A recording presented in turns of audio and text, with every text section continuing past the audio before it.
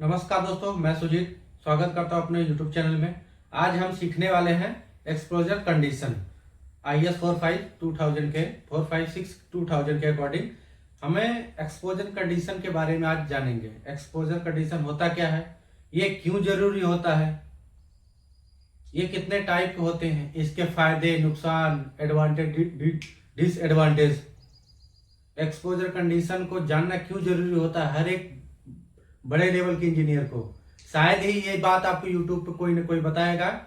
मैं बताने जा रहा हूं, वीडियो को पूरा देखिएगा, आपके लिए बहुत हेल्पफुल होगा। चाहे आप सिविल इंजीनियरिंग की तैयारी कर रहे हो या फिर साइट इंजीनियर हो, एक इंचार्ज हो, प्रोजेक्ट मैनेजर हो, एक बिलिंग इंजीनियर हो, किसी भी इंजीनियर हो, आज आपको ये पूरी जानकारी मिलेगी एक्सपोजर कंडीशन के बारे में।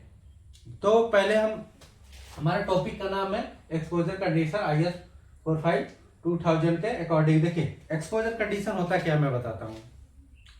एक्सपोजर कंडीशन का मतलब यह है कि कोई भी RCC स्ट्रक्चर अपनी पूरी लाइफ के दौरान किन किन इन्वायरमेंट को वो अपने ऊपर झेलता है, सर्दी गर्मी बरसात, किन किन इन्वायरमेंट को वो झेलता है। इसी इन्वायरमेंट को देखते हुए हम उसकी ड्यूरेबिलिटी स्ट्रेंथ का हम सही अनुमान लगाने के लिए हमें एक्सपोजर कंडीशन को जानना बहुत जरूरी होता है।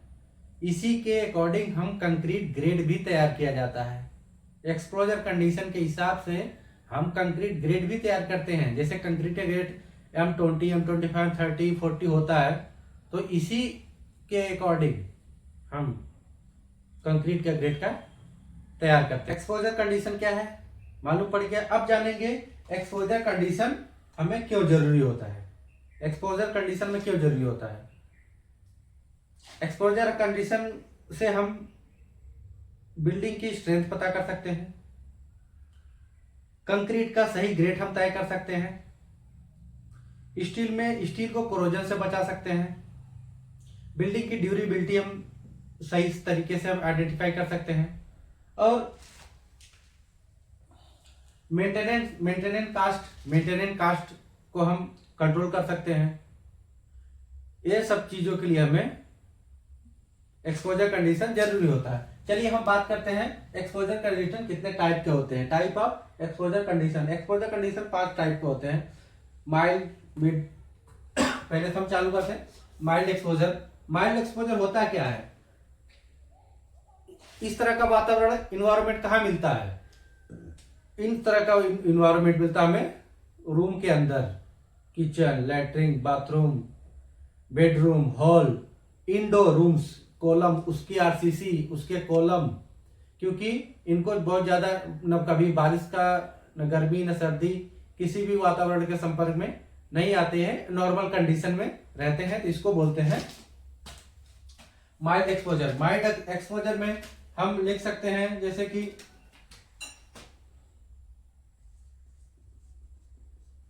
ऑफिस आ गया अपना, बेडरूम हो गया, किचन हो गया, और उसके बाद office, bedroom, kitchen, indoors, column, slab,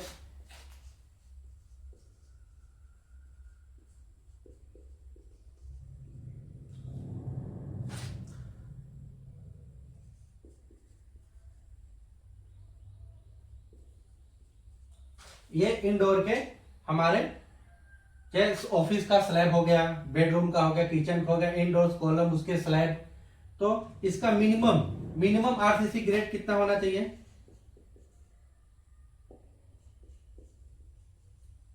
M20।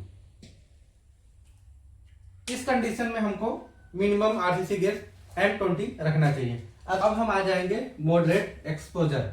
Moderate exposure means medium environment, मतलब कि RCC का वह स्ट्रक्चर पार्ट जो वो हर मौसम को फेस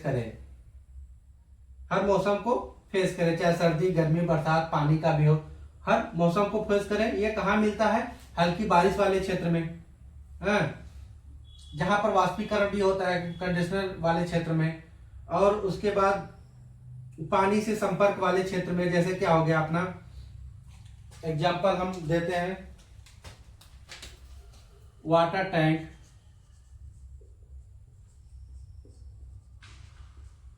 वाटर टैंक हो गया। वाटर टैंक भी पानी कभी भरता है कभी खाली होता है, ऐसा कंडीशन आता है ना। अब उसके बाद हम लिख सकते हैं ब्रिज,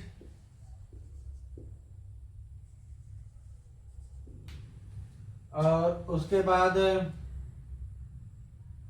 ऐसा आउटडोर कॉलम्स,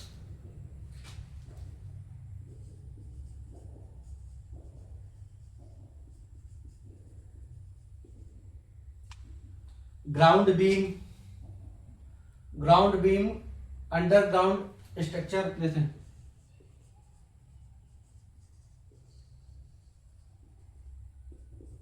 फुटिंग। ठीक है, तो ये सब चीज क्या है, हमेशा हर कंडीशन को ये लोग झेलते हैं। इसके अंदर नमी भी रहेगी, बारिश समय में मॉइस्चर भी रहेगा, धूप के समय में धूप मिलेगा, गर्मी मिलेगी अंदर से, वाष्पीकरण, फुटिंग के अंदर क्या है, वाष्पीकरण होगा ज्यादा, संघनन क्रिया बढ़ेगी, पानी बारिश में फिर गर्मी में फिर वाष्पीकरण होगा। तो ये सब कंडीशन में हम मॉडरेटेड एक्सपोजर कंडीशन हम अप्लाई करते हैं। तो इसका मिनिमम आरसीसी कंक्रीट ग्रेड कितना होना चाहिए,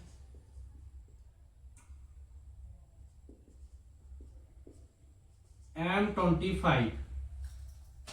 इसका minimum RCC concrete grade M25 होना चाहिए। तो अब हम बात करेंगे सवेयर एक्सपोजर। ये सवेयर एक्सपोजर कहां पर मिलता है, ये कंडीशन कहां पर पाया जाता है, जहां पर ज्यादा बारिश होती है, जहां पे ज्यादा बारिश होती है वहां पर ये पाया जाता है। इसके मैं लिखते जाता हूं,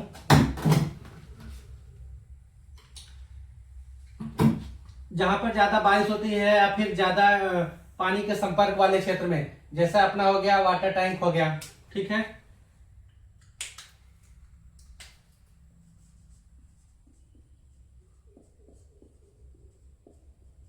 वाटर टैंक हो गया, हाँ,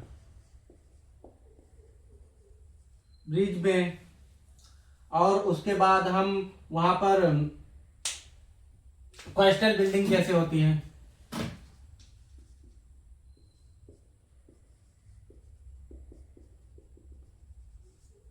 बिल्डिंग में, इन जगहों पर जहां पर पानी की समस्या बहुत ज्यादा होती है, दलदली क्षेत्र, समुद्र के किनारे, नदी के किनारे, ऐसे सिचुएशन में वहां पर हम रखते हैं। इसका मिनिमम आरसीसी ग्रेड कितना होना चाहिए,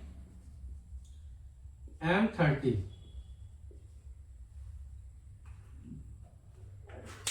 M30 इसका मिनिमम ग्रेड होना चाहिए। अब वेरी सीवरेज एक्सपोजर कंडीशन क्या होता है, जहां पर बहुत ज्यादा पानी की संभावना हो, दलदली क्षेत्र हो, जैसे सी वाटर,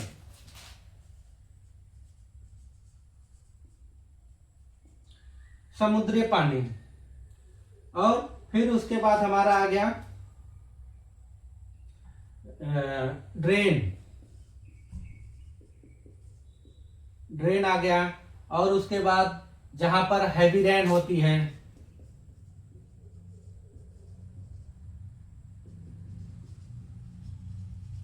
हैवी रेन वाले एरिया में, हाँ,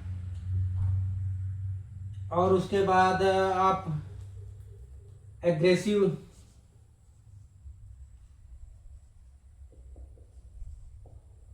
एरिया जैसे कि हमारा केमिकल प्लांट हो गया, chemical plant,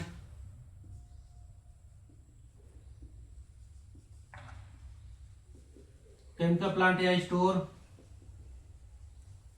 chemical store area, वहां पे हम ये होता है। ऐसा नहीं जहां पर बहुत ज्यादा बारिश हो तो वहां पर हम very sewerage exposure condition apply कर सकते हैं, नहीं, बहुत ज्यादा बारिश भी होना चाहिए, ड्रेन जहां पर पानी के संपर्क में हो बहुत ज्यादा, और फिर उसके बाद कास्टली एरिया हो, जैसे हमारा इंडस्ट्रियल में हमारा कोई केमिकल फैक्ट्री है, तो वहां पर केमिकल स्टोर कर रहे हैं, तो वहां पर भी हम कंक्रीट ग्रेड बढ़ाते हैं। तो यहाँ पर मिनिमम कंक्रीट ग्रेड का कितना होना चाहिए, M35।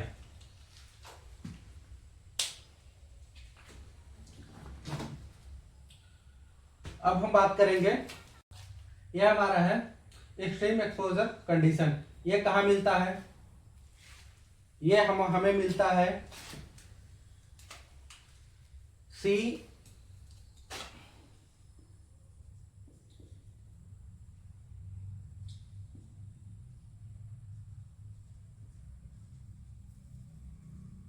टाइल जोन में, मतलब जहां पर समुद्री क्षेत्र हो, बहुत नदी क्षेत्र भी बताया, बहुत ज्यादा कंडीशन, जैसे हम ब्रिज व्रिज बनाते हैं तो वहां पर इस तरह का कंडीशन आता है। और फिर उसके बाद हो केमिकल प्लांट हो गया, जहां पर केमिकल बनते हैं।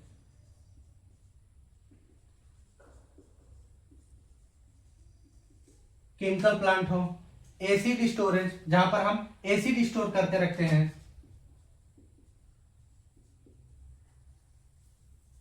एसिड स्टोरेज क्षेत्र में। और उसके बाद इंडस्ट्रियल प्लांट में,